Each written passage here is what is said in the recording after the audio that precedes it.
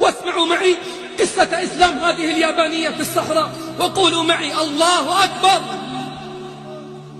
جاءت في الصحراء مع جمعية تنصيرية وأقامت في قرية صحراوية لتقدم المساعدات، وكانت تسمع كل يوم صوت تسجيل لصلاة التراويح من الحرم من كوخ صغير قريبا منهم، فأعجبها ذلك الصوت وهي لا تعرف معناه، فلما رجعت إلى المدينة اشتاقت لذلك الصوت وقالت لمن معها إنها سترجع لتلك القرية لتتعلم من أهلها عادات أهل الصحراء.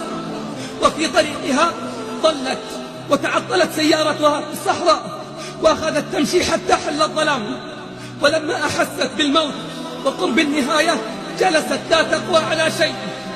وبينما هي على تلك الحال من اليأس وانقطاع الأمل والرجاء إذ سمعت صوتا يأتي من بعيد، إنه صوت الأذان لصلاة الفجر ينطلق في الصحراء،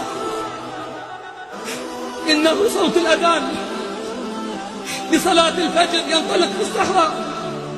فتبعت الصوت حتى وصلت إلى القرية بعد أن أوشكت على الهلاك، فسألتهم عن ذلك الصوت فقالوا لها إنه صوت الأذان، إنه صوت الله أكبر، إنه صوت لا إله إلا الله وأن محمدا رسول الله.